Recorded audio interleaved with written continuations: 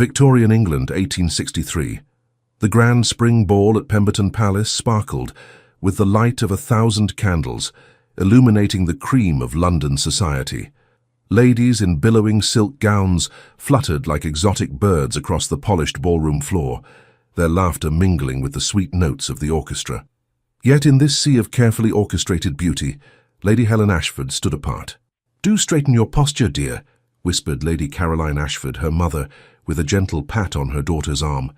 And perhaps a smile would not go amiss. Helen obliged with a practiced curve of her lips that never quite reached her eyes. At 23, she had endured 5 seasons of balls, soirees, and garden parties, each one reinforcing what she already knew. She was not what society considered a prize. The fashionable silhouette demanded a willowy frame, while Helen possessed what her mother charitably called a robust constitution. Her figure, fuller than the current style demanded, became the subject of whispered comments behind fluttering fans. "I believe I shall take some air, Mother," Helen murmured, smoothing the emerald silk of her gown. "But Lord Fairchild's son has only just arrived," her mother protested. "Your father says he has excellent prospects, and I'm certain he'll find a suitable match before supper is announced," Helen replied, with a gentle firmness that brooked no argument. As she navigated the perimeter of the ballroom, Helen felt the familiar weight of disappointment settling over her shoulders like an unwelcome shawl. Her father, the Earl of Westbrook, had been unusually quiet on the carriage ride to Pemberton Palace. She had caught the concerned glances between her parents, another season passing, their only daughter still unwed, their hopes dimming with each declined invitation to dance. Helen found refuge in a relatively quiet alcove, partially concealed by a potted palm. From this vantage point, she observed the elegant choreography of society at play. Young debutantes with narrow waists and practiced giggles circled prospective suitors like delicate butterflies. Matrons with calculating eyes evaluated potential matches, measuring worth in acres and annual incomes. "You appear to be cataloguing the follies of mankind with remarkable attention to detail, Lady Helen." The deep voice startled her from her observations. She turned to find herself facing a tall figure dressed in impeccable evening attire. Even had he not spoken, Helen would have recognized Vincent Hastings, the Duke of Ashbourne. His reputation preceded him like a shadow, brilliant in business, merciless to rivals, and possessing a fortune that made even the most established families take notice. "Your Grace," Helen curtsied, hoping her surprise wasn't evident. "I was merely taking a moment's respite from the festivities." "A diplomatic answer," he remarked, his piercing grey eyes studying her with unexpected intensity. "Though I suspect you were contemplating how quickly you might escape without causing offence to your parents." Helen felt a flush rise to her cheeks. "You presume to know my thoughts remarkably well for someone with whom I've exchanged perhaps 10 words in all our previous encounters." A smile played at the corner of his mouth, not the practiced social smile she had seen him employ with others, but something more genuine. "Forgive me. I only meant to suggest that you seem as enthused about these proceedings as I typically am." The orchestra began the opening notes of a waltz, and couples moved toward the center of the ballroom. "One waltz with me, Lady Helen," the Duke said suddenly, "and you'll be my wife." Helen blinked, then let out a startled laugh. "My goodness, Your Grace, what a peculiar jest." "Is it?" His expression remained inscrutable, his hand extended toward her in invitation. "Surely you cannot be serious," Helen replied, glancing around to see if others were witnessing this strange exchange. "Perhaps I am. Perhaps I'm not," he answered, his eyes glinting with something she couldn't quite identify. "Does it matter? It's only a dance, after all." Something in his challenge awakened a spark of defiance in Helen. All evening she had been overlooked, dismissed by gentlemen seeking prettier, wealthier, more conventional partners. What harm could there be in one dance, even if the partner was the infamous Duke of Ashbourne? "Very well," she placed her hand in his. "Though I warn you, Your Grace, I may tread upon your toes. I'm not known for my grace on the dance floor." "I shall consider myself warned," he replied, leading her toward the center of the ballroom. As they took their positions, Helen became acutely aware of the curious glances directed their way. The Duke of Ashbourne rarely danced, and never with someone like her, a lady of good family but unremarkable beauty, with no exceptional dowry to recommend her. His hand at her waist was firm but respectful, as they began to move in time with the music. Helen had expected awkwardness, but found instead that they moved together with surprising ease. "You lied about your dancing abilities, Lady Helen," the Duke observed, after a particularly smooth turn. "Perhaps I merely wished to lower expectations," she countered. "A strategic approach," he nodded, the ghost of a smile appearing again, though unnecessary in this instance. As they continued to dance, Helen found herself studying the Duke's face, handsome in a severe way, with features that spoke of determination rather than classical beauty.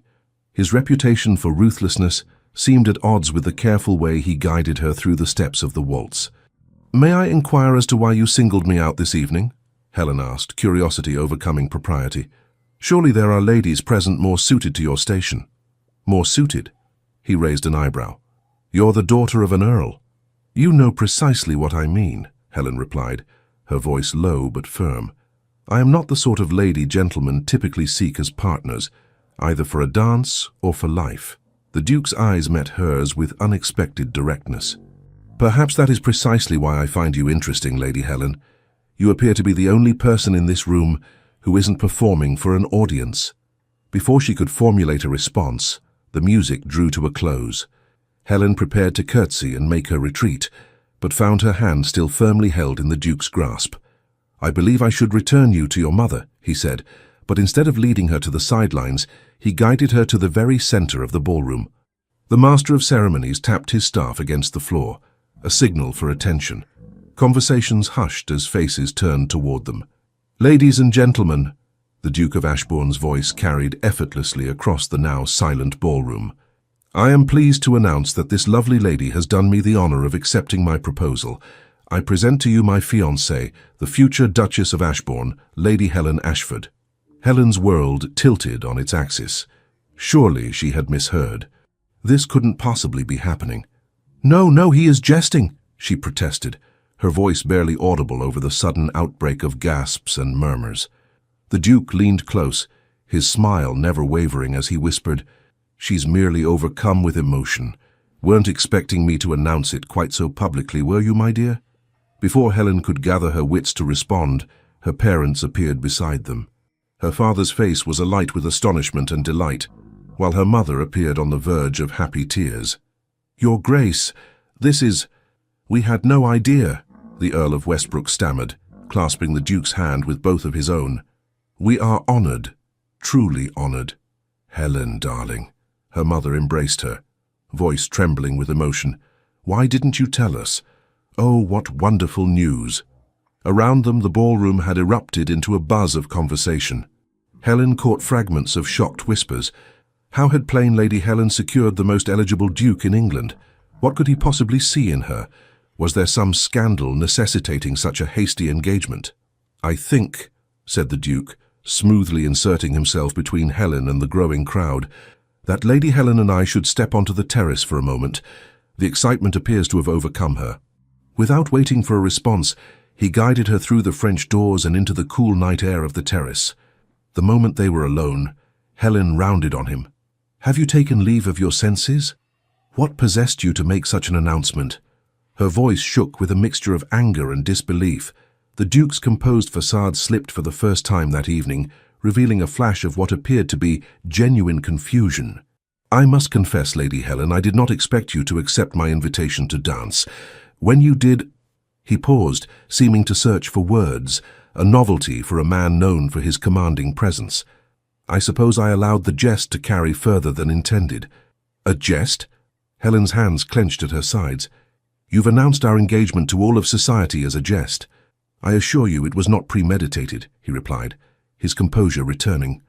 "But now that it's done, perhaps we should consider the advantages." Advantages? What possible advantage could there be in this farce? The Duke leaned against the stone balustrade, studying her with those penetrating grey eyes. "You gain a husband of considerable means and influence. I gain a wife who, unlike most of the simpering debutantes in that ballroom, appears to possess both intelligence and character. It seems a fair exchange." Helen stared at him in disbelief. "You cannot possibly be suggesting we proceed with this charade. And what would you suggest instead? Shall we return inside and announce that it was all a misunderstanding?" Consider the consequences, Lady Helen. Your reputation would be in tatters. Your parents' disappointment would be profound. A disappointment engineered entirely by you, Helen pointed out, struggling to keep her voice steady. A shadow passed across the Duke's face. Perhaps. But the fact remains that we find ourselves in this situation nonetheless. He straightened, adjusting his already immaculate cuffs. I propose a compromise. We maintain the engagement for a period of 3 months. During that time, we will become better acquainted. If at the end of that period you find the prospect of marriage to me utterly intolerable, I will take full responsibility for breaking the engagement. Helen regarded him with suspicion. And why would you agree to such terms? What do you gain from this arrangement? For a moment, the Duke's expression softened into something almost vulnerable. Perhaps I simply find you interesting, Lady Helen. Is that so difficult to believe? Before she could respond, the terrace doors opened and her parents emerged, followed by several curious onlookers. "There you are!" her mother exclaimed. "Everyone is waiting to congratulate you both." The Duke offered his arm to Helen, his expression once again unreadable. "Shall we, my dear? Our audience awaits." With the weight of expectation pressing down upon her and no viable escape presenting itself, Helen placed her hand on his arm. As they stepped back into the blazing lights of the ballroom, she wondered what twist of fate had led her to this moment, and where this unexpected path might lead. 2 weeks later, Greystone Abbey rose from the misty Hampshire countryside like something from a Gothic novel, all imposing stone and ancient dignity. As the carriage bearing Helen and her lady's maid Clara wound its way up the long drive, Helen studied what was to be her future home, with a mixture of apprehension and reluctant fascination. "It's like something from a dream, milady," Clara whispered, her nose practically pressed to the carriage window. "Or perhaps a ghost story." "Let us hope it's the former rather than the latter," Helen replied, adjusting her bonnet nervously. This would be her first visit to the Duke's ancestral home, a proper introduction to the life that awaited her should this strange engagement reach its intended conclusion. The past fortnight had passed in a blur of activity. News of the engagement had spread through London society like wildfire. Helen had found herself transformed overnight from an overlooked wallflower to the subject of intense scrutiny and speculation. Ladies who had previously barely acknowledged her existence now called upon her mother daily, fishing for details of the courtship that had seemingly materialized from thin air. The Duke, meanwhile, had performed his role as devoted fiancé with surprising dedication.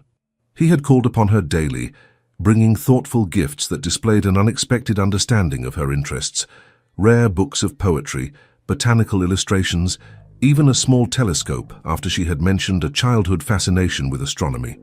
Yet despite his attentions, Helen remained wary. She had caught glimpses of a different man behind the polished facade, moments of genuine wit, flashes of vulnerability quickly masked. But could she truly trust someone who had entangled her in this charade to begin with?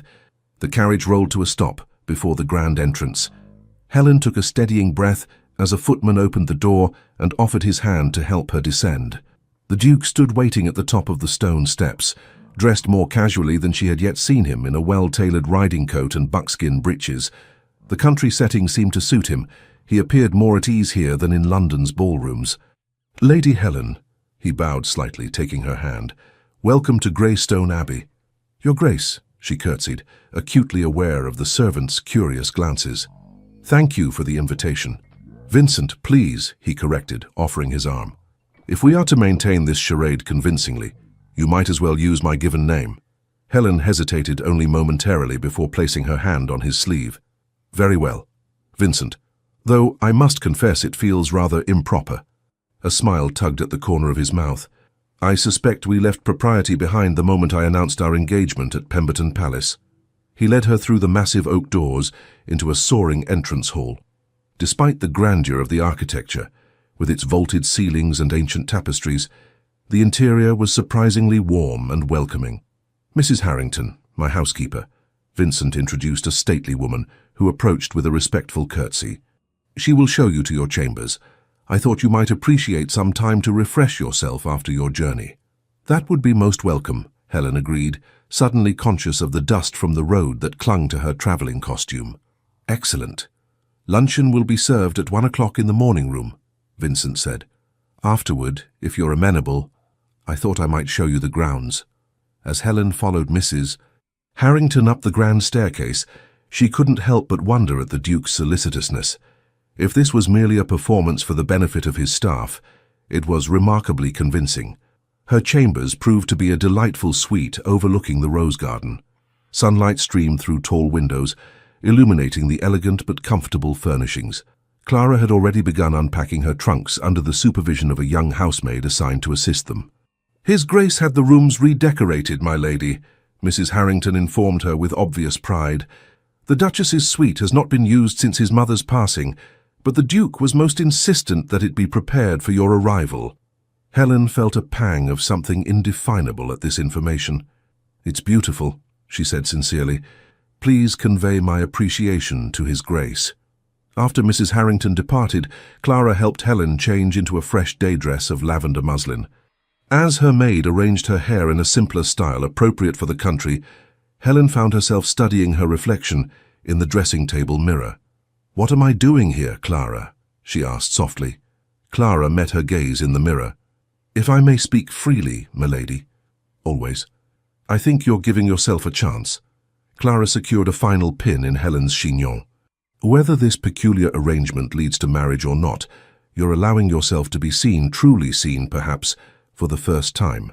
Helen considered this as she made her way downstairs for luncheon. The morning room proved to be another pleasant surprise. Less formal than she had expected, with comfortable furnishings and windows that opened onto a view of the kitchen gardens. Vincent rose as she entered. "I hope your chambers are to your liking." "Very much so," Helen replied, taking the seat a footman held for her. "I understand you went to considerable trouble to have them prepared." "Not at all." He waved a dismissive hand, though a hint of colour touched his cheekbones. "It seemed only fitting that my future Duchess should have appropriate accommodations." They dined on cold fowl, fresh bread, and early summer strawberries. To Helen's surprise, the conversation flowed naturally.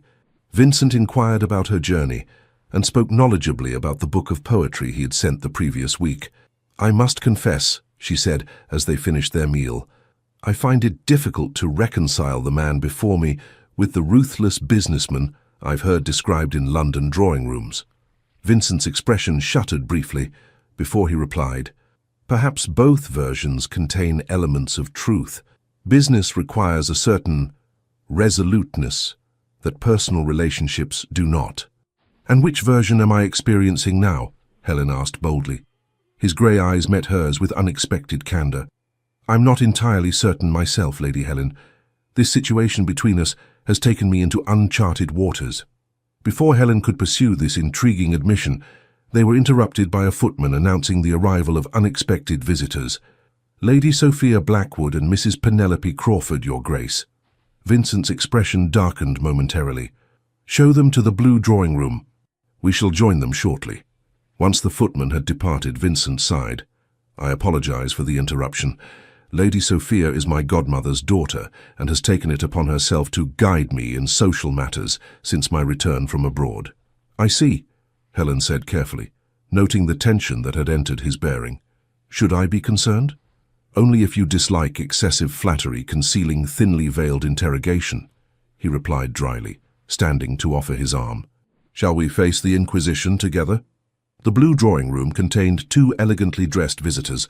The younger, whom Helen immediately identified as Lady Sophia, possessed the kind of classical beauty that turned heads in any gathering: golden hair, perfect features, and a willowy figure currently draped in expensive French silk.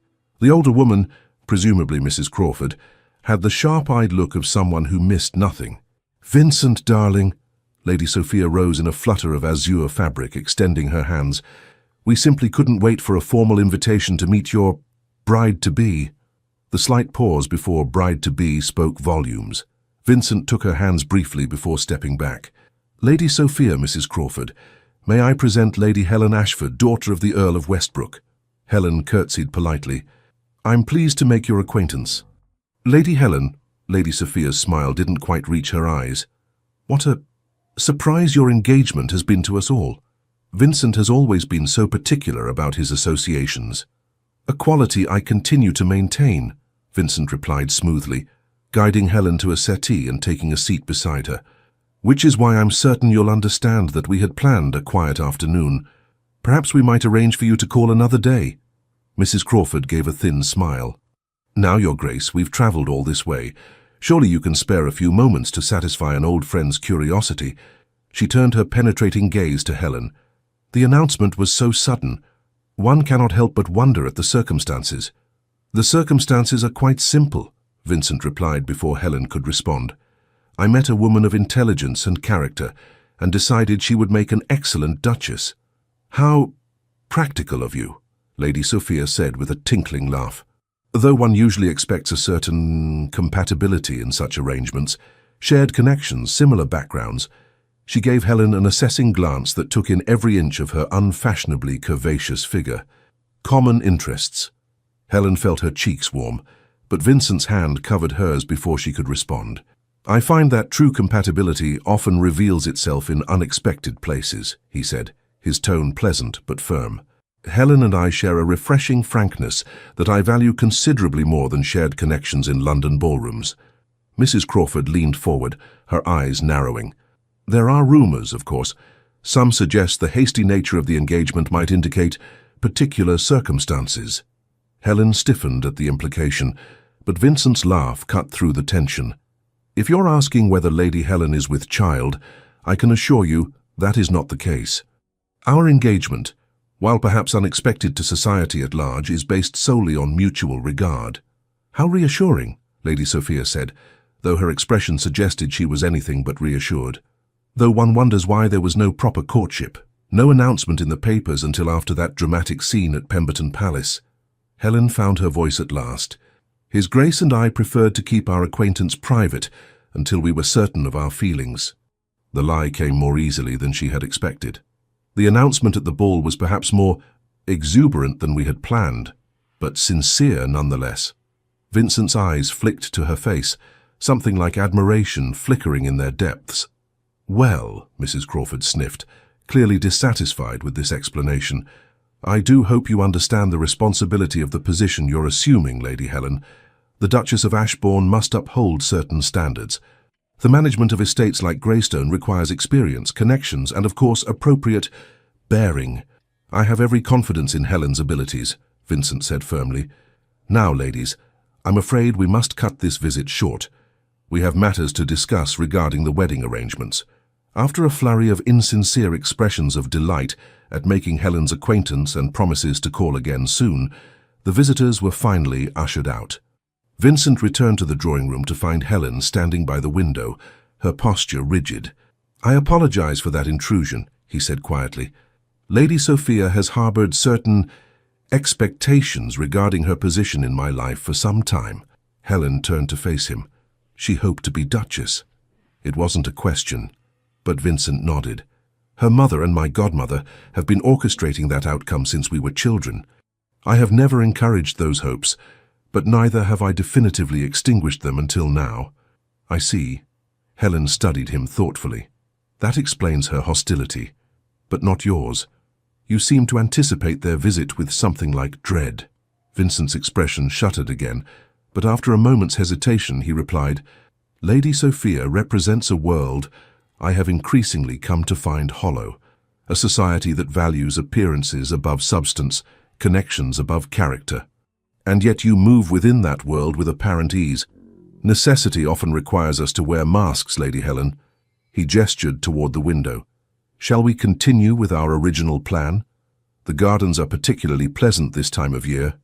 As they walked among the blooming roses, Helen found herself revisiting their encounter with Lady Sophia. "She is exceptionally beautiful," she observed, testing his reaction. "Conventionally so," Vincent agreed without enthusiasm. "Beauty is common enough in society. What I find far more rare is honesty." "Is that what attracted you to me?" Helen asked, surprising herself with her boldness. "My honesty?" Vincent paused beside a particularly vibrant crimson rose. "You challenged me from our first conversation. You did not feign interest in my title or fortune. You questioned my motives rather than accepting my attention as your due." He reached out to touch a perfect bloom. "In a world of carefully cultivated hothouse flowers, you are a wild rose, authentic and unafraid to show your thorns." The unexpected poetry of his response left Helen momentarily speechless. "I'm not certain that's a compliment," she finally managed. The ghost of a smile touched his lips. "It is perhaps the highest compliment I am capable of giving." They continued their walk in companionable silence, eventually reaching a small, ornamental lake. A stone bench provided a perfect vantage point to observe the tranquil water. "May I ask you something, Vincent?" Helen said as they sat. "You may ask. I reserve the right not to answer." "Fair enough." She gathered her courage. "Why did you really announce our engagement that night? The truth, please." Vincent was quiet for so long that Helen thought he might invoke his right not to answer. When he finally spoke, his voice was low. "I have spent my adult life building walls between myself and others. That evening, watching you observe the ballroom with such clear-eyed assessment of its absurdities, I recognized something of myself in you." He turned to face her, his expression more open than she had yet seen it. "When I approached you, I expected the same flattery and deference I received from everyone else. Instead, you met me as an equal, wary perhaps, but genuine." "That doesn't explain the public announcement," Helen pressed gently. Vincent ran a hand through his hair, the first truly unguarded gesture she had witnessed from him. "When you accepted my invitation to dance, something shifted. I found myself wondering what it would be like to have someone like you by my side, someone who would not simply agree with everything I said, someone who would see the man behind the title. So you claimed me like a prize at a country fair." Helen couldn't keep a note of indignation from her voice. "I acted impulsively," he admitted, surprising her. "It was uncharacteristic. I have built my reputation on careful calculation, yet in that moment—" He shook his head. "I can only offer my apology and the assurance that our agreement stands. 3 months, at the end of which you may decide whether to proceed or to end our engagement with your reputation intact." Helen studied him, trying to reconcile the controlling man who had announced their engagement without her consent with this surprisingly vulnerable figure beside her. "And if I choose to end it, what will you tell society? That I proved unworthy of your affection, that the fault lies entirely with me?" His gaze was steady. "I give you my word." Before Helen could respond, they were interrupted by the sound of approaching footsteps. A severe-looking man in formal attire appeared on the path. "Forgive the interruption, Your Grace, but an urgent message has arrived from London. It concerns the Harrington investments." Vincent's expression immediately transformed, the vulnerability vanishing behind the mask of the calculated businessman. "I'll attend to it directly, Simmons." He turned to Helen with a bow. "Please excuse me, Lady Helen. Duty calls." As he strode away, Helen remained on the bench, contemplating the puzzle that was Vincent Hastings. Which was the true man? The ruthless Duke of reputation, the impulsive suitor who had claimed her at the ball, or the surprisingly thoughtful companion of this afternoon? And more troubling still, why did she find herself increasingly drawn to discovering the answer? 1 month later. "I absolutely refuse to discuss this matter further," Vincent's voice carried from behind the closed door of his study. "My decision is final." Helen paused in the corridor, hesitant to intrude on what was clearly a tense conversation. She had arrived at Greystone Abbey that morning for a week-long visit, accompanied by her mother as propriety demanded. After settling in, she had sought out Vincent to discuss the upcoming dinner with the local gentry, their first public appearance as an engaged couple in Hampshire society. "You cannot be serious about this marriage," came another voice, female, cultured, and unmistakably Lady Sophia's. "Think of your position, your reputation." Helen knew she should withdraw, but found herself rooted to the spot. "My position and reputation are precisely why I make my own choices in this matter," Vincent replied, his tone cooling further. "I neither seek nor require your approval, Sophia. But she is all wrong for you. Too plump, too opinionated, too ordinary. What will people say? They will say that the Duke of Ashbourne chose a woman of intelligence and character, rather than an empty-headed society puppet." A sound of frustration from Lady Sophia. "This is about your father, isn't it? This ridiculous rebellion against everything he valued." "Enough!" Vincent's voice cracked like a whip. "My father's values brought nothing but misery to all who depended on him, including my mother. I'll thank you not to invoke his memory in my house."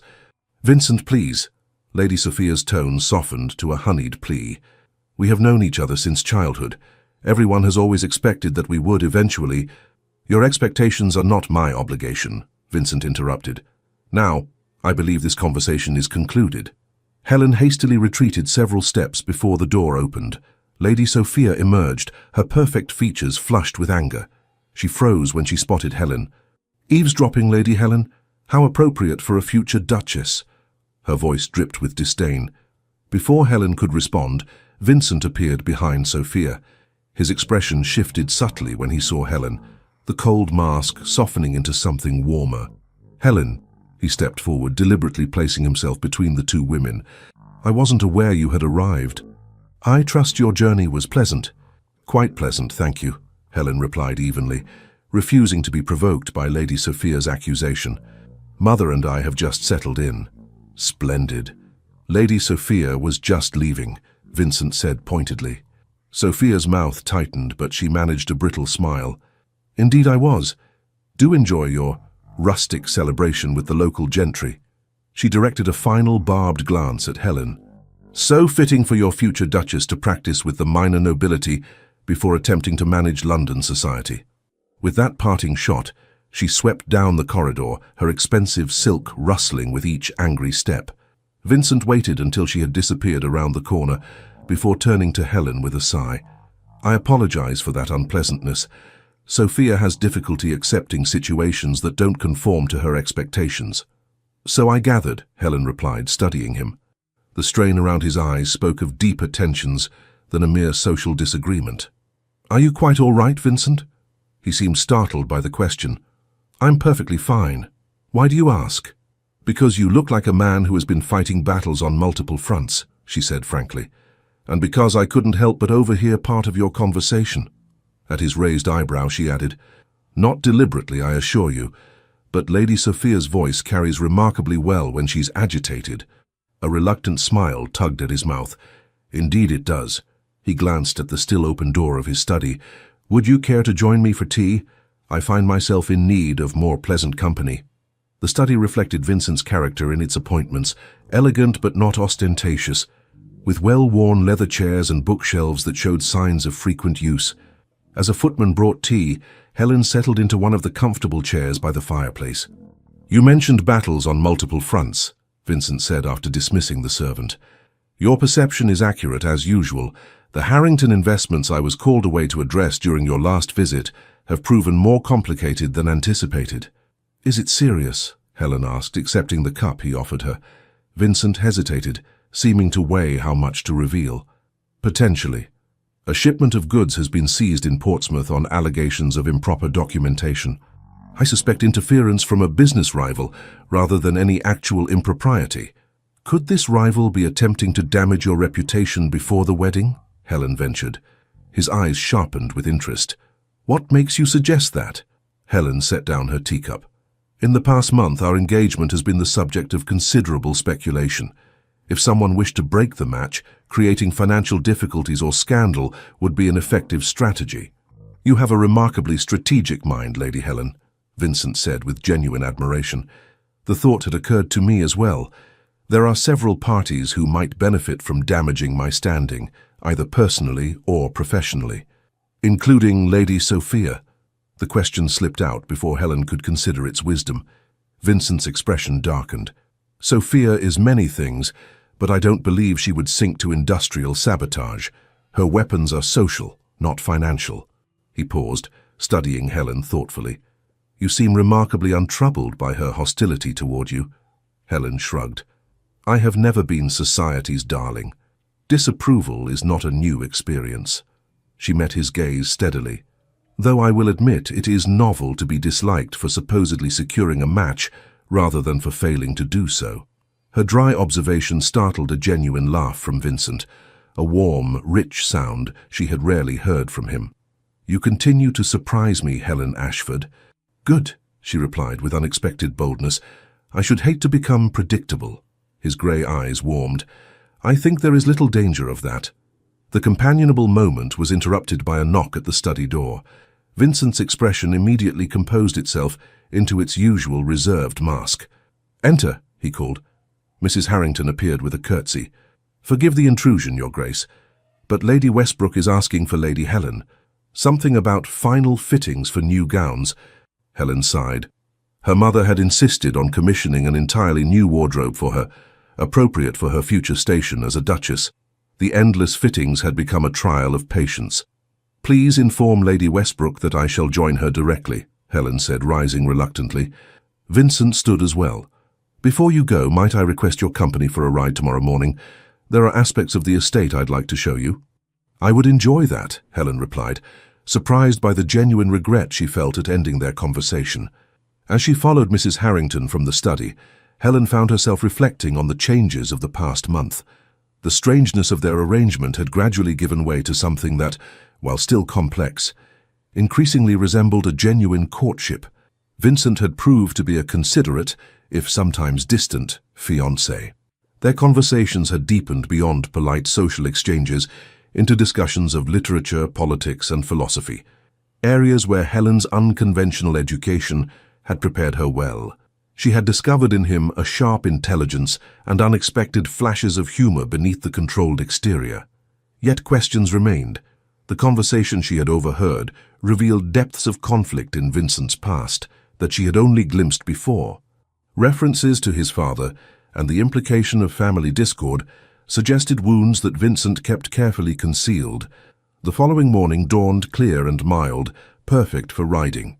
Helen wore her new riding habit of deep forest green, which her mother had insisted was more befitting a future duchess than her old navy blue ensemble. As she descended to the entrance hall, she found Vincent waiting, dressed in riding attire that emphasized his athletic build. "So you look remarkable, Lady Helen," he said, his admiration appearing entirely genuine. "Green suits you exceedingly well." "Thank you," she replied, pleased despite herself. "Mother insisted on the new color.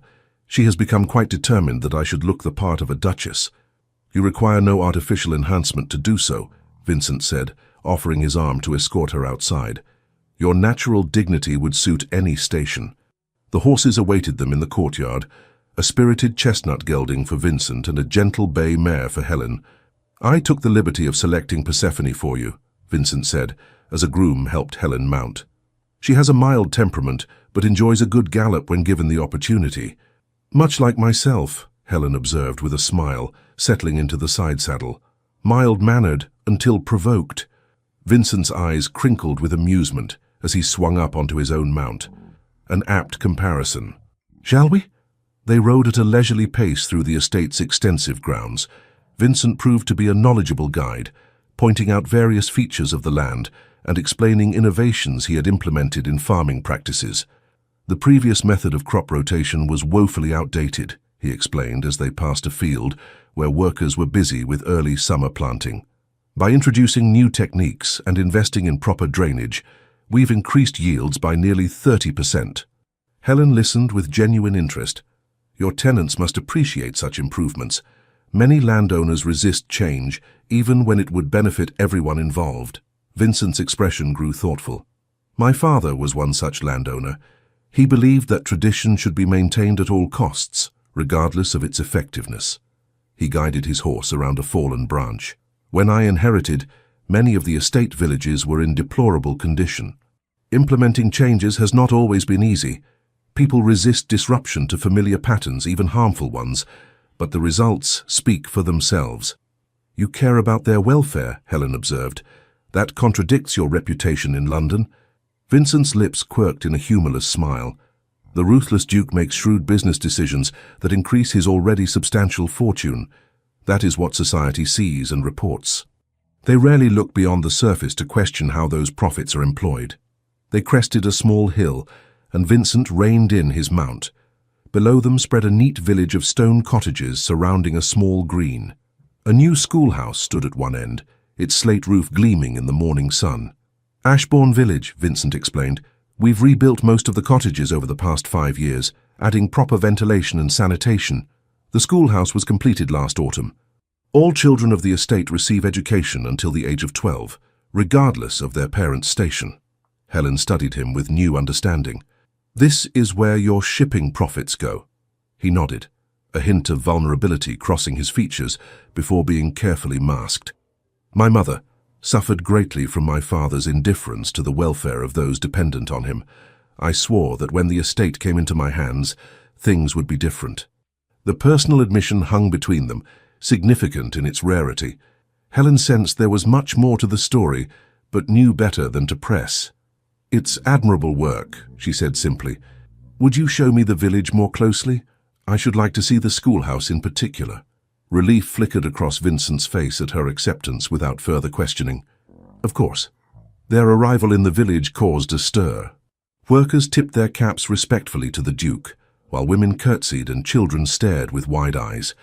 To Helen's surprise, Vincent greeted many by name, inquiring after family members and stopping to discuss specific concerns with several of the older men. The schoolmaster, a young man with intelligent eyes and an earnest demeanor, showed them around the schoolhouse with evident pride. "We have 43 pupils at present, Your Grace, Lady Helen," he explained. "The additional slates you authorized have made a significant difference in our mathematics instruction." "Excellent," Vincent nodded. "And the library books I ordered from London?" "Arrived last week, sir. The children are particularly fond of the illustrated natural history volumes." As they took their leave, Helen noticed a small girl hovering nearby, clutching something in her hands and looking uncertain. "Hello there," Helen said gently, dropping to the child's level despite the constraints of her riding habit. "What's your name?" "Lily, milady," the girl answered shyly. "Lily Cooper. That's a lovely name," Helen smiled. "Do you attend school here?" The girl nodded, then thrust forward what she was holding, a small posy of wildflowers. "These are for you, milady. Dar says you're to be the new Duchess, and will look after us like His Grace does." Touched, Helen accepted the simple bouquet. "Thank you, Lily. That's very kind of you." Vincent, who had been speaking with the schoolmaster, turned at this exchange. Something in his expression softened as he observed Helen with the child. "Miss Cooper gives you high praise indeed," he said, as they remounted their horses to continue their ride. "Her father is one of my most trusted tenant farmers." Helen twirled the small bouquet between her fingers. "The entire village seems to hold you in high esteem. It's quite at odds with how you're perceived in London." "London sees what I choose to show it," Vincent replied. "I find it simpler to keep certain aspects of my life separate from society's prying eyes." "Including your charitable works?" "Especially those," he confirmed. "Genuine good is best done quietly, without expectation of praise or advantage." They rode in contemplative silence until they reached a small hill crowned by an ancient oak tree. Vincent suggested they dismount and rest the horses before returning to the house. Spread beneath the tree's sprawling canopy was a blanket and a picnic hamper, clearly arranged in advance. "You planned this," Helen said, pleasantly surprised.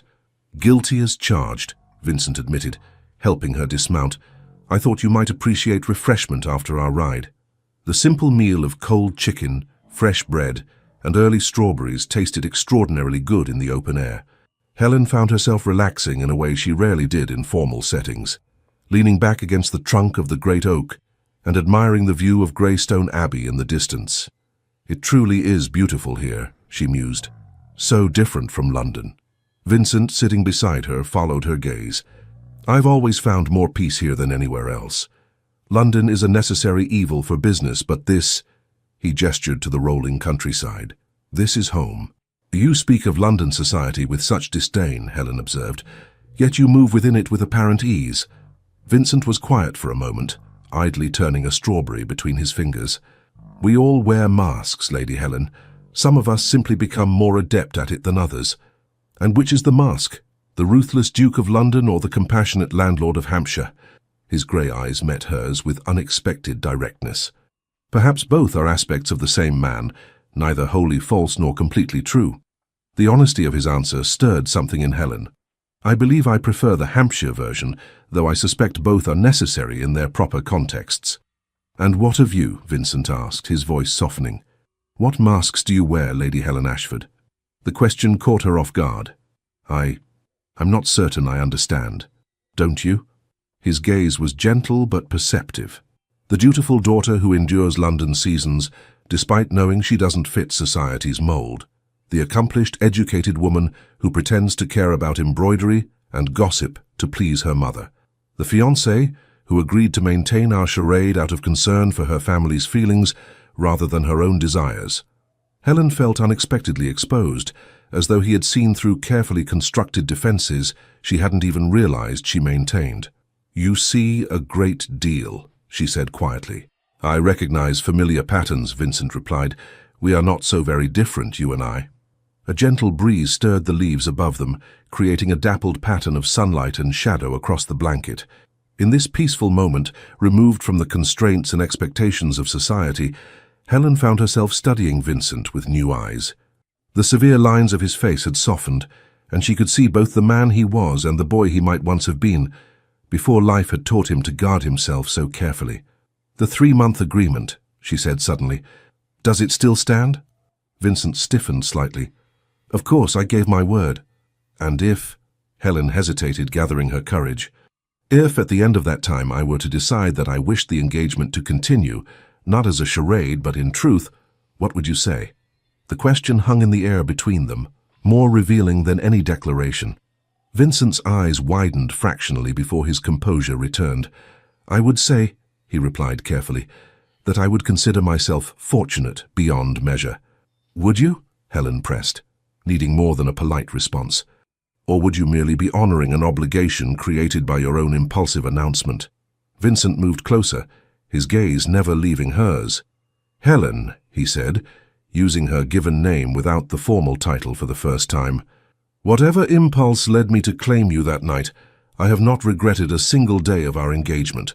Quite the contrary. Each conversation, each glimpse of your mind and spirit, has only confirmed what I somehow sensed from the beginning, that you are extraordinary in ways that have nothing to do with society's shallow measures of worth." The intensity of his words stole Helen's breath. "I'm beginning to think," she said softly, "that the Duke of Ashbourne is a far more romantic figure than his reputation suggests." A smile, a true, unguarded smile, transformed Vincent's face. Only with the right inspiration. The moment stretched between them, charged with unspoken possibilities. Vincent's gaze dropped briefly to her lips, and Helen felt a flutter of anticipation. But before he could act on the impulse, the distant sound of hoofbeats interrupted the moment. A rider approached at speed, one of Vincent's grooms, his expression urgent. "Your Grace," he called, reining in his lathered mount. "Begging your pardon, but you're needed at the house immediately. Mr. Simmons says it's most urgent. Something about the Portsmouth shipment and allegations in the newspapers." Vincent's expression instantly transformed back into the controlled mask of the Duke. "What allegations?" "I don't know the particulars, sir, but Mr. Simmons says there are reporters from London asking questions, and Lady Sophia has arrived with her mother, insisting on speaking with you." Helen saw Vincent's jaw tighten. "Tell Simmons I'll be there directly." As the groom galloped back toward the house, Vincent turned to Helen with regret in his eyes. "I must deal with this. Would you mind if—" "Go," Helen said firmly. "I can find my own way back. This clearly requires your immediate attention." Vincent hesitated. "Helen, whatever you may hear, we shall discuss it later," she assured him. "Some battles must be fought alone first." "I understand." Gratitude flashed in his eyes. He bowed over her hand, pressing a brief, unexpected kiss to her fingers, before mounting his horse and riding swiftly toward the house. Helen gathered the remains of their picnic at a more leisurely pace, her thoughts whirling. The peaceful interlude had revealed more of Vincent's true character than weeks of formal interaction. Yet now some new crisis threatened to intrude upon their growing understanding. As she rode back to Greystone Abbey, Helen couldn't help but wonder what fresh challenge awaited them there, and whether their fragile new connection would withstand the storm. The scene that greeted Helen upon her return to Greystone Abbey was one of barely contained chaos.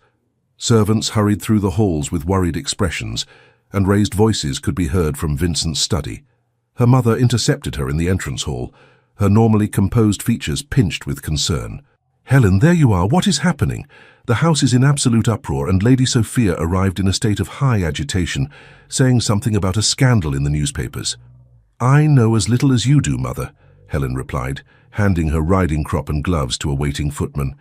Vincent was called away urgently, but he didn't have time to explain the details. Lady Westbrook lowered her voice.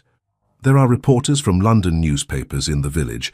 asking most impertinent questions about the Duke's business dealings and, she glanced around before continuing, and the nature of your engagement. Helen felt a cold knot form in her stomach. I see. Where is Vincent now? In his study with Mr. Simmons and some other gentlemen. Lady Sophia and her mother, Lady Catherine, are waiting in the blue drawing room. They've been asking to speak with you. Helen straightened her shoulders. Then I shall oblige them. But first I need to change from my riding clothes. In her chambers, Clara helped her change swiftly into a day dress of deep blue silk, one of her new gowns, chosen specifically because the colour lent her a certain dignity. There's all manner of gossip below stairs, milady, Clara reported, as she fastened the tiny buttons at Helen's back.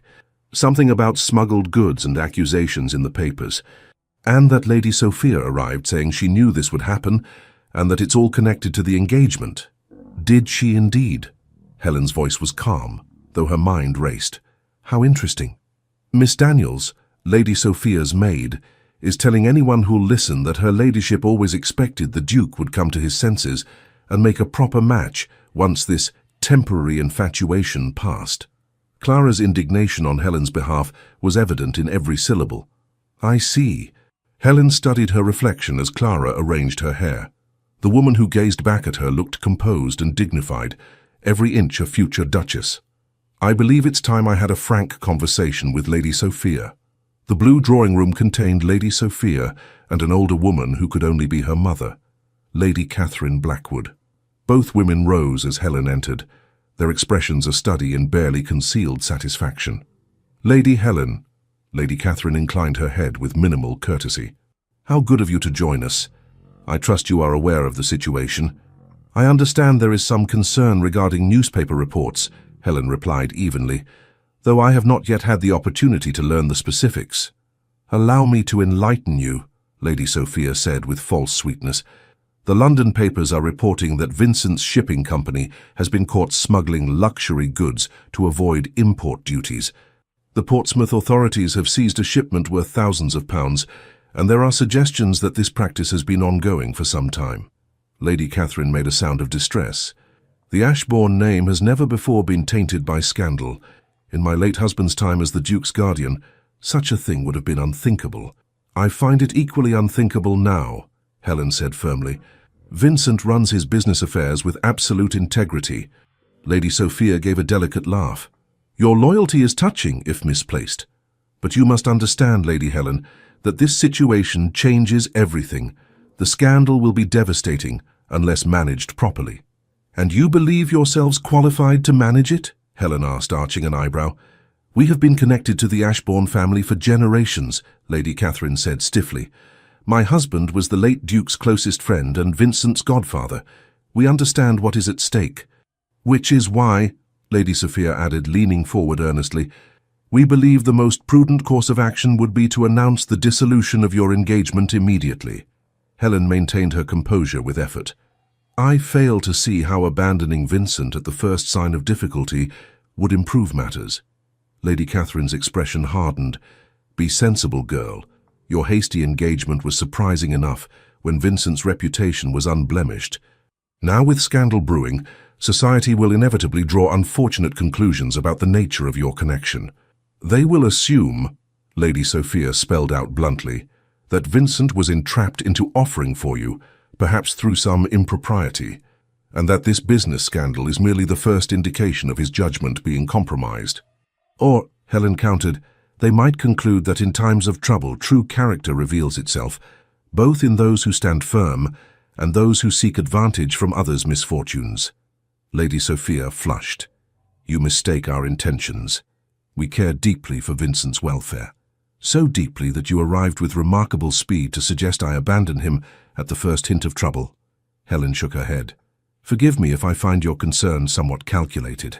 The door opened before either woman could respond, and Vincent entered the room.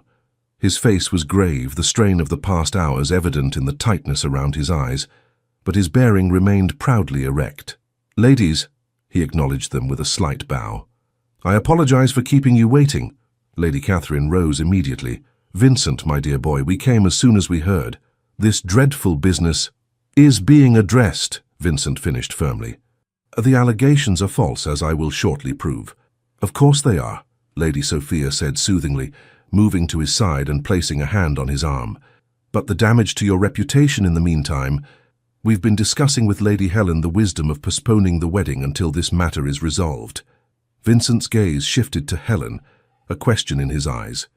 Actually, Helen said calmly, Lady Sophia was suggesting that breaking the engagement entirely would be the most prudent course. I was explaining why I disagree.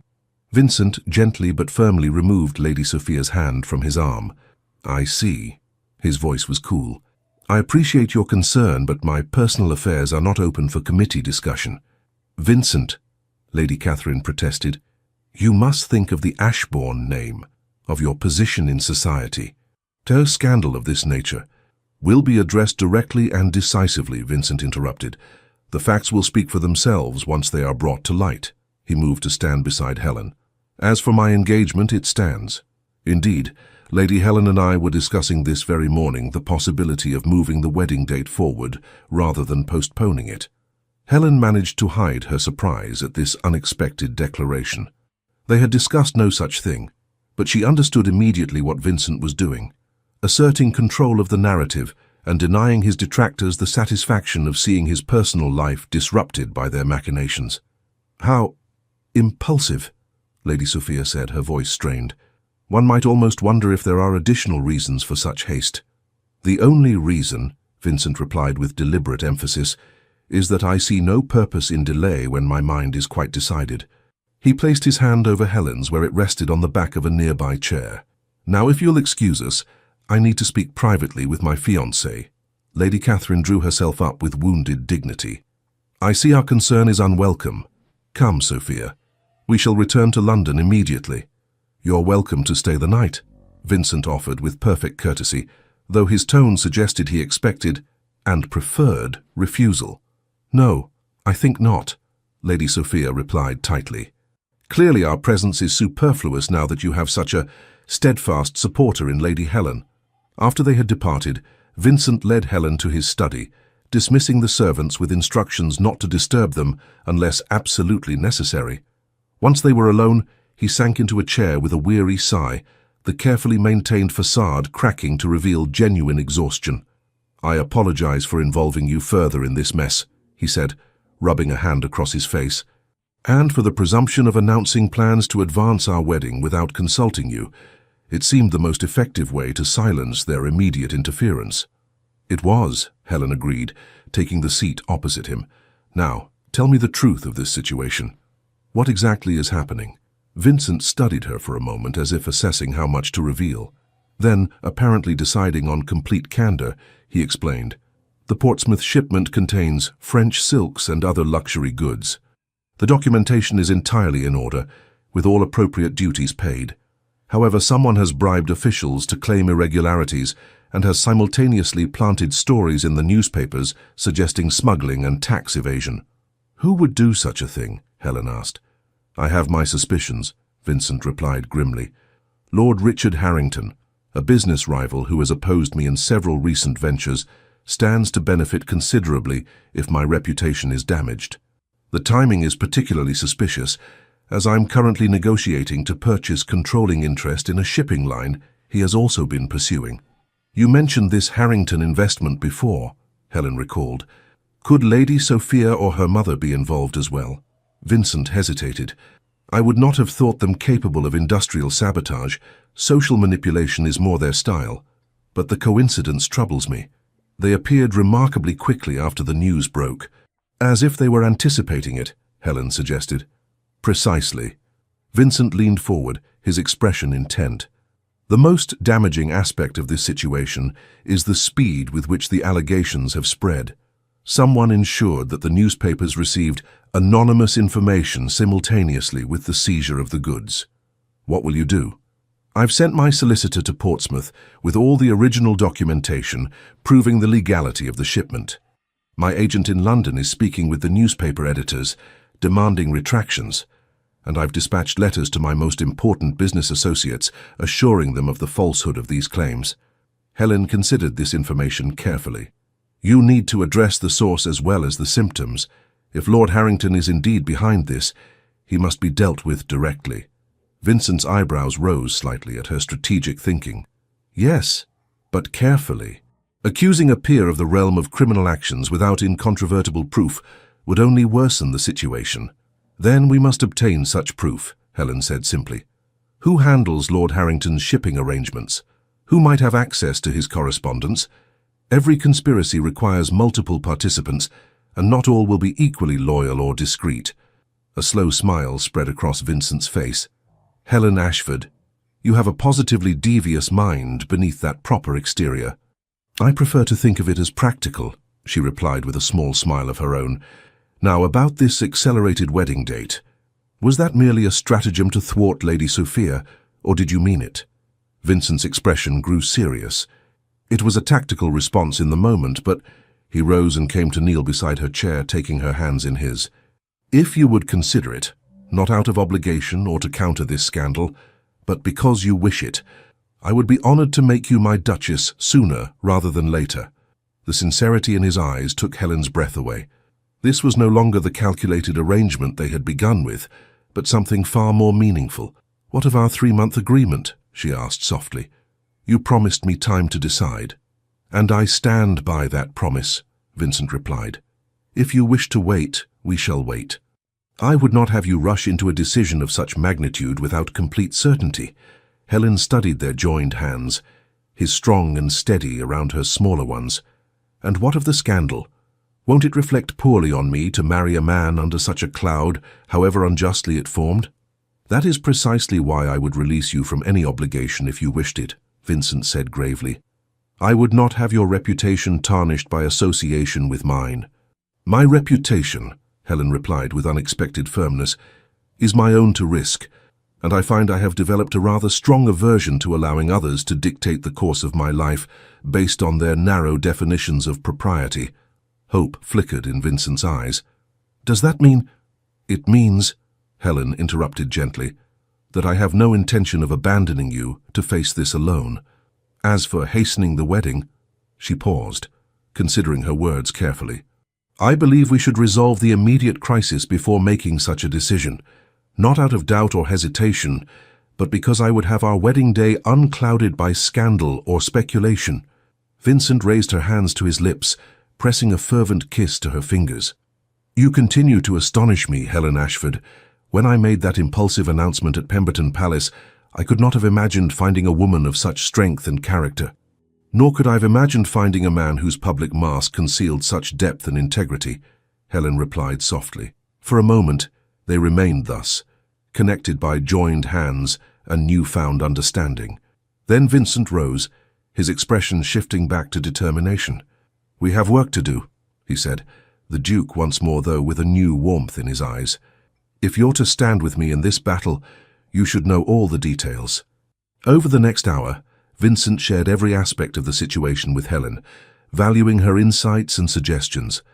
Together, they crafted a strategy to counter the allegations and identify the true culprits. By the time they emerged from the study, a plan was in place, one that would require both Vincent's business acumen and Helen's social intelligence to execute successfully. The following days passed in a flurry of activity. Vincent travelled briefly to London and Portsmouth to address the business aspects directly, while Helen managed affairs at Greystone Abbey, receiving visitors with calm dignity and neither confirming nor denying the various rumours that circulated. When Lady Caroline expressed concern about the potential scandal affecting Helen's reputation, her daughter surprised her with her resolute response. If I were to abandon Vincent at the first sign of trouble, Helen said firmly, what would that say about my character? What kind of duchess would I be if I valued social approval above loyalty and justice? But darling, her mother protested weakly, your future position will be what I make of it, Helen interrupted gently. Vincent has shown me that titles and wealth mean nothing without integrity to guide their use. I would rather be the wife of a good man under a cloud of false accusations than the pampered ornament of a man with no substance. Lady Caroline studied her daughter with new eyes. You love him, she said, wonder in her voice. This began as such a strange arrangement, but you've actually fallen in love with him. Helen felt a flush rise to her cheeks. I admire him greatly, she admitted. His public persona conceals a man of remarkable principles and compassion. And he cares for you as well, her mother observed shrewdly. I've seen how he looks at you when he thinks no one is watching. Whatever peculiar circumstances brought you together, I believe you may have found something genuine amid the artifice. Vincent returned from London 3 days later with an expression of grim satisfaction. He sought Helen immediately, finding her in the library where she was composing correspondence. "We have him," Vincent announced without preamble. Harrington's clerk came forward with evidence. Apparently his conscience couldn't bear the weight of the deception any longer. Helen set aside her pen, relief washing over her. What exactly did he reveal? Letters in Harrington's hand, instructing the bribery of customs officials and the placement of false stories in the newspapers. But more interestingly, Vincent's expression darkened. Correspondence between Harrington and Lady Catherine Blackwood, discussing how best to create a scandal that would force me to reconsider certain personal decisions. They were working together, Helen said, the pieces falling into place. Lady Catherine saw an opportunity to secure your marriage to Sophia by discrediting you and making me appear a liability. Precisely. Though Harrington's primary motivation was financial, Lady Catherine's was entirely personal. She has apparently harbored hopes of joining our families since Sophia was in the cradle. What will happen now? The newspapers will print retractions tomorrow. The customs officials involved have been dismissed and may face charges. As for Harrington, Vincent's mouth set in a grim line. He faces financial ruin. Several of his investors have withdrawn their support in light of his actions. And Lady Catherine and Sophia will find themselves notably absent from society's most exclusive gatherings for the foreseeable future. And us? Helen asked softly. What of us, Vincent? He crossed the room to her side, taking her hands and drawing her to her feet. That depends entirely on what you want, Helen. Our 3-month agreement still stands if you wish it. Or, she prompted when he hesitated, or you could agree to marry me in truth, not as part of a charade or arrangement, but because, against all expectations, we have found in each other something genuine and valuable. Helen studied his face, the face that had become so dear to her over these past weeks. The stern lines had softened when he looked at her, the grey eyes warm with an emotion she had come to recognize as love. When you announced our engagement at Pemberton Palace, she said carefully, I thought it the most mortifying moment of my life. I was certain you were mocking me, the plain, overlooked daughter of an earl, suddenly claimed by the most eligible duke in England. Vincent winced. It was unconscionable of me. I acted on impulse without... Helen placed her fingers gently against his lips, silencing him. Let me finish. What began as mortification became confusion, then curiosity, then admiration. I discovered a man beneath the title, a man of principle and depth, who cares for those dependent on him and strives to use his privilege for good rather than mere self-aggrandizement. She took a deep breath, gathering her courage. Somewhere along the way, admiration became something more. I found myself looking forward to your letters, treasuring our conversations, thinking of you when we were apart. So yes, Vincent Hastings, I will marry you, not because of a rash announcement at a ball or to satisfy society's expectations, but because I love you. Joy transformed Vincent's face, making him look younger and more vulnerable than she had ever seen him. He drew her close, his arms encircling her with gentle reverence. I love you, Helen Ashford, he said, his voice thick with emotion. I think perhaps I began to fall in love with you that very first night, when you looked at me not as the Duke of Ashbourne, but simply as a man, and found me wanting. Helen laughed softly. I found you intimidating and presumptuous. As I said, wanting, Vincent smiled, but you challenged me to be better, to be worthy of the woman you are, rather than the Duchess society expected. And you showed me that I need not conform to society's narrow definitions of worth to be valued, Helen replied. That my mind and heart mattered more than my appearance or accomplishments. Vincent cradled her face between his hands, his gaze tender. You are beautiful, Helen. Not by society's artificial standards, perhaps, but in all the ways that truly matter. Your kindness to that child in the village, your strategic thinking in the face of crisis, your loyalty when it would have been easier to abandon me, these are the qualities of true beauty. He lowered his head slowly, giving her time to withdraw if she wished. But Helen raised her face to his, and their lips met in a first kiss that held both tenderness and promise. When they finally parted, Vincent rested his forehead against hers. "I believe we have scandalized the servants quite thoroughly," he murmured, a smile in his voice. "Good practice for scandalizing society, I suppose," Helen replied with newfound boldness. "After all, they still won't understand what the Duke of Ashbourne sees in plain Lady Helen Ashford." Vincent's arms tightened around her. "Then we shall simply have to show them, my love, day by day, year by year, until even the most obtuse observer recognizes what I already know, that you are the most remarkable woman in England, and I the most fortunate of men to have won your heart." 6 months later. The grand winter ball at Pemberton Palace sparkled with the light of 1,000 candles, just as it had on that fateful spring evening when a dance had changed 2 lives forever. But this time, Helen entered the ballroom not as an overlooked wallflower, but as Her Grace, the Duchess of Ashbourne, on the arm of her husband. She felt the weight of curious glances, heard the whispers behind fans and gloved hands. Despite the vindication of Vincent's business affairs and their apparently happy marriage, society still wondered at the match, the severe Duke and his unconventional Duchess.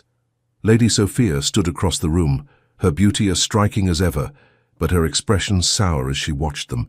Beside her, her mother maintained a rigid dignity, though both women had lost considerable social standing when their plot with Lord Harrington had been exposed. "She still resents me," Helen observed quietly to Vincent. "And will likely continue to do so indefinitely," he replied, unconcerned. "Though her prospects have improved recently, I hear Lord Fairchild's son has begun to pay her marked attention." "The same Lord Fairchild's son my mother once hoped would notice me," Helen noted with ironic amusement. "Life takes unexpected turns, does it not?" Vincent's hand covered hers where it rested on his arm, his touch warm and reassuring. "The best turns are the ones we never see coming." The orchestra began the opening notes of a waltz, the same waltz they had danced to all those months ago. Vincent turned to Helen with a formal bow, though his eyes danced with private mischief. "One waltz with me, Duchess," he said with deliberate echo of that first night, "and you'll be my wife." Helen laughed, the sound bright and unrestrained. "I believe that particular bargain has already been fulfilled, Your Grace." "So it has," Vincent agreed, leading her onto the dance floor, "though I find myself wishing to renew it daily for the rest of our lives." As they moved in perfect harmony across the ballroom, Helen reflected on the journey that had brought them to this moment. From a jest that wasn't truly a jest, through misunderstanding and revelation, to a love neither had expected to find, each step had been necessary, each challenge overcome had strengthened the bond between them. "What are you thinking, my love?" Vincent asked softly as he guided her through a turn. Helen smiled up at him, no longer the uncertain woman who had once feared she would never find acceptance. "I'm thinking that some games, when played with the right partner, can lead to the most unexpected victories." Vincent's eyes warmed with understanding and love, and some declarations, even when made impulsively, can reveal truths we hadn't yet acknowledged to ourselves. As they continued their dance, observed by all of society, Helen felt none of the self-consciousness that had plagued her throughout previous seasons. The weight of others' opinions had lightened, replaced by the certainty of her own worth, and of Vincent's unwavering regard. "The Countess of Elderwood is practically vibrating with curiosity," Vincent murmured, nodding subtly toward a formidable matron watching them intently. "She cornered me earlier to express her astonishment at how well our match has turned out." "How generous of her," Helen replied dryly. "And what did you tell her?" "That I consider myself the most fortunate man in England to have secured a wife of such intelligence, character, and beauty, and that if society cannot recognize your value, it merely confirms my low opinion of society's discernment." Helen felt a flush of pleasure at his words. "You didn't." "I most certainly did," Vincent affirmed with a hint of the stern Duke that had once intimidated all of London. It's time society adjusted its narrow definitions rather than expecting exceptional women to diminish themselves to fit arbitrary molds.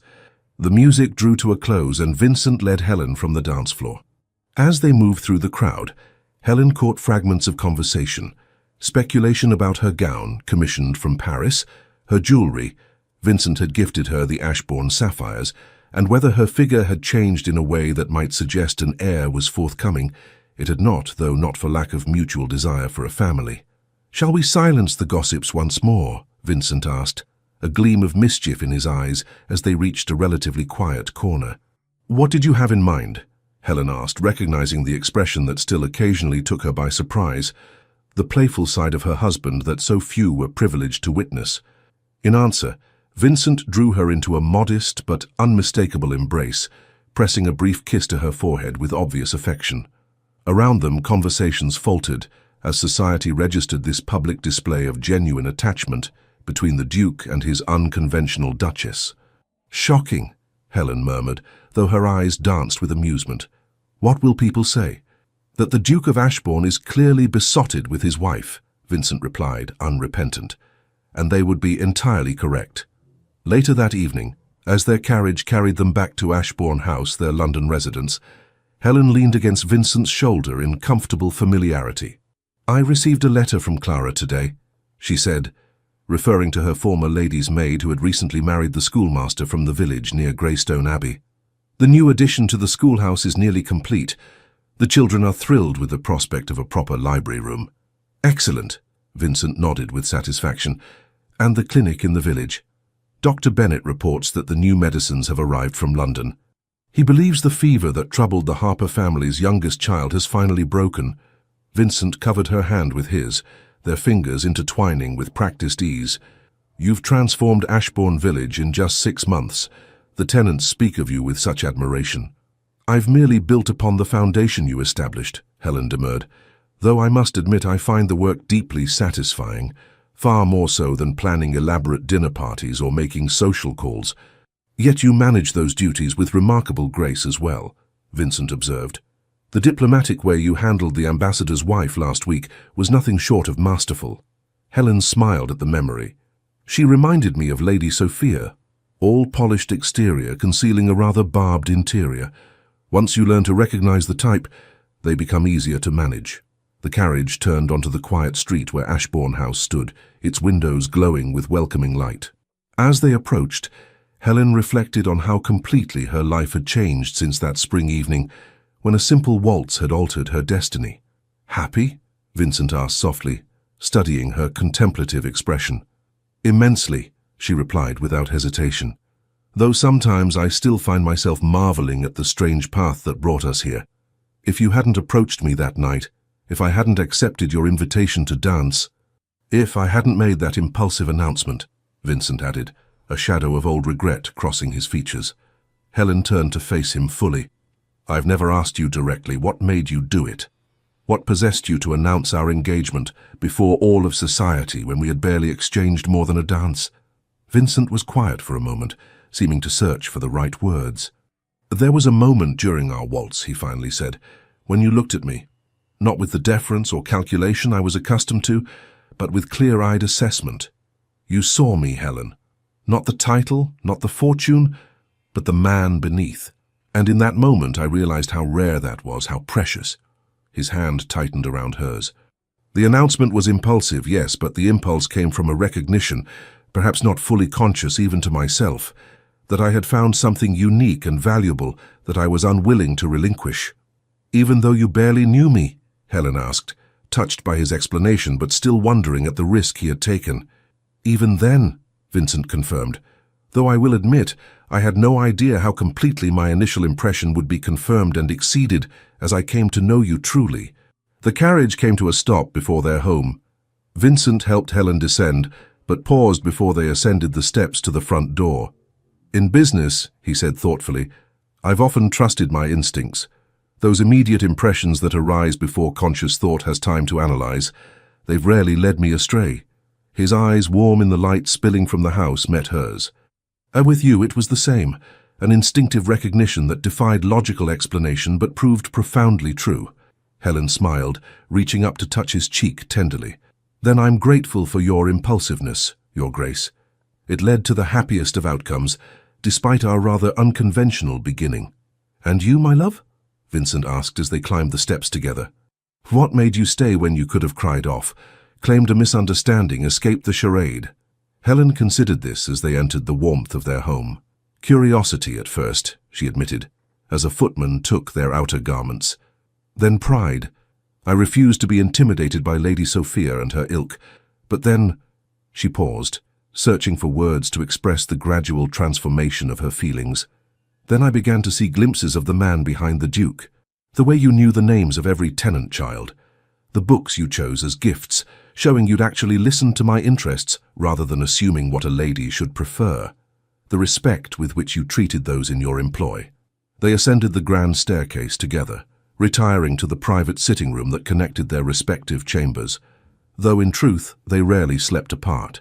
By the time the scandal erupted, Helen continued as Vincent poured them each a small glass of sherry, I found I could no more abandon you than I could stop breathing, not out of obligation or propriety, but because my heart was already yours, though I scarcely recognized it myself.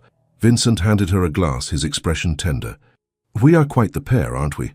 Both of us discovering our true feelings almost by accident, through a charade that became more genuine than either of us anticipated. Perhaps not so accidental, Helen mused, sipping her sherry thoughtfully. Perhaps some part of you recognized what you truly wanted that night at Pemberton Palace, and perhaps some part of me recognized it too when I accepted your invitation to dance despite all my reservations. Vincent set aside his glass and drew her into his arms. Whatever forces brought us together, impulse, fate, or hidden wisdom, we didn't recognize at the time. I thank heaven for them daily. As do I, Helen whispered, rising on tiptoes to meet his kiss. Later, as they lay in the peaceful darkness of their bedchamber, Vincent's arm curved protectively around her waist, Helen reflected on their extraordinary journey. From a reluctant charade to the deepest truth of her life, the love that had transformed her, from an overlooked wallflower to a woman who knew her own worth, independent of society's narrow judgments. Vincent, she murmured, uncertain if he had already drifted to sleep. Yes, my love. His voice was drowsy but attentive. Do you ever wonder what might have happened if you hadn't made that announcement? If we had simply danced and parted, returning to our separate lives? He was quiet for a moment, his hand drawing gentle circles on her arm. I suspect, he finally said, that I would have found some other way to pursue you. The announcement merely accelerated what I believe was inevitable. Inevitable? Helen smiled in the darkness. That seems rather confident, Your Grace. Not confidence, Vincent corrected softly. Faith. Some connections are too profound to be denied, regardless of the circumstances of their beginning. His arms tightened around her. Whether it took one dance or 100, I believe we would have found our way to each other. Helen nestled closer, her heart full. From a game to forever, she whispered. And I would play it again exactly the same way, Vincent replied, for it led me to you. Outside, snow began to fall over London, covering the city in a blanket of pristine white. But within the walls of Ashbourne House, the Duke and his Duchess lay wrapped in the warmth of a love that had begun with a simple waltz and a bold declaration, a love that would continue to deepen through all the seasons of their lives together. For what had started as just a game had become the most precious reality, a truth more beautiful and enduring than either could have imagined on that spring evening when a dance had changed their destinies forever. The end. Dear listener, as the final notes of our story fade like the last candles at Pemberton Palace, I invite you to linger a moment longer in this quiet space between tales. In Vincent and Helen's unexpected journey, perhaps you glimpsed something of your own path through life's grand ballroom. How many of us, in our 7th or 8th decade, still carry the weight of society's judgments from years past? Those whispers that once told us we were too much of this or too little of that, too plump, too outspoken, too cautious, too bold. Helen's transformation reminds us that it's never too late to shed the confining corsets of others' expectations. At 23, she discovered her worth beyond the measuring tape of Victorian society. At 60, 70, or beyond, we too can still surprise ourselves by stepping into new dances, by allowing ourselves the freedom of 2nd, 3rd, or 4th chapters. Vincent's discovery that the masks we've worn for decades can become so familiar we forget they are not our true face, speaks to those of us who've spent lifetimes perfecting our public performances. What courage it takes to set aside these comfortable disguises, to allow someone to see the vulnerability beneath our carefully constructed fortifications. Yet what freedom awaits in that tender unveiling? The silver threads now gracing your temples carry wisdom that your younger self could only imagine.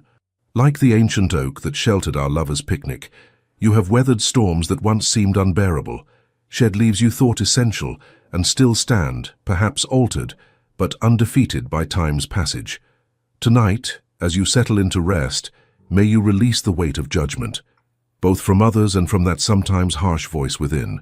Like the Duke's ancestral home transformed by Helen's presence, your years are not a burden, but a beautifully weathered estate, each crack and crease telling stories of resilience, of love both given and received, of battles fought and wisdom earned.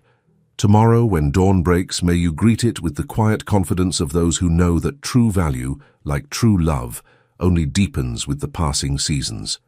Your hands may bear the marks of time, but they are all the more beautiful for the lives they've touched, the burdens they've carried, the joys they've celebrated. In a world that too often worships at the altar of youth, be like our Helen, standing firm in the knowledge that character, kindness, and authentic presence will always outshine the fleeting sparkle of artificial standards.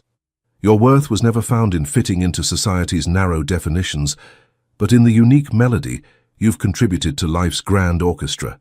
Sleep well tonight, wrapped in the assurance that your story, with all its unexpected turns and beautiful imperfections, is still unfolding, still worthy of being told, still captivating those fortunate enough to know its narrator. With profound gratitude, Legends of the Fall team. Thank you so much for staying with us until the end of this story. If this story touched your heart, please like this video, leave us a comment, and share it with someone you think would enjoy it too.